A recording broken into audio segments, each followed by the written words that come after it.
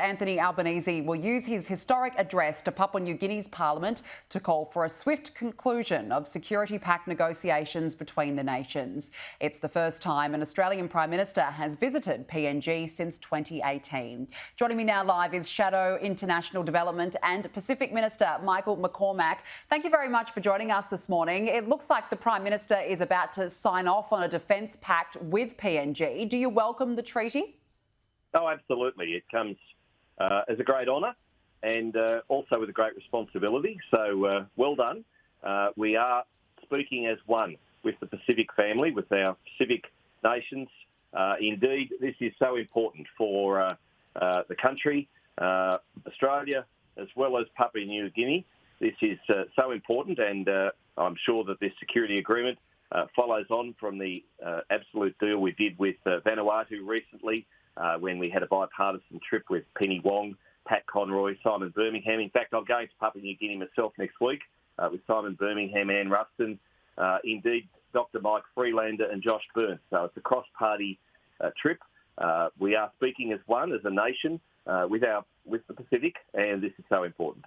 What sort of a message do you think that the Prime Minister needs to try and convey here, particularly when it comes to countering China's constant domination or influence in the Pacific?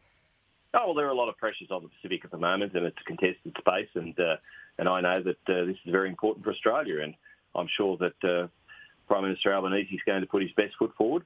That's important. As I say, it's a great honour to be asked to address the Papua New Guinea Parliament. I know James Marape and Australia has had a good relationship for a long time. He's been the PM since 2019 there, had a good relationship with coalition ministers and Scott Morrison, obviously, and that will only continue.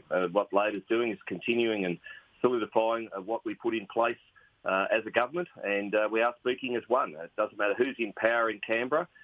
PNG knows that they've got great friends in Australia, whether it's culturally on the sporting fields with rugby league, etc., netball, but also very much politically and defence-wise, most importantly defence-wise. What sectors do you see as vital for Australia's investment in assisting PNG development? Oh, health. Health indeed.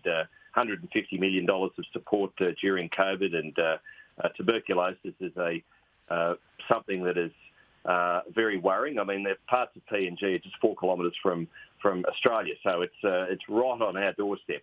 And that's why we're going there next week to have a look at the health system, to have a tour of some hospitals, to make sure that what support we can provide as a nation, we will. And indeed, that's why Dr Mike Freelander and others right across the party lines are going to PNG with Save the Children. Many of us are very familiar with these bipartisan tours, and we will speak as one voice. And Australia is always standing there ready to support PNG in any way we can, but particularly on the health front. Michael McCormack, we'll leave it there. Thank you very much for joining us this morning.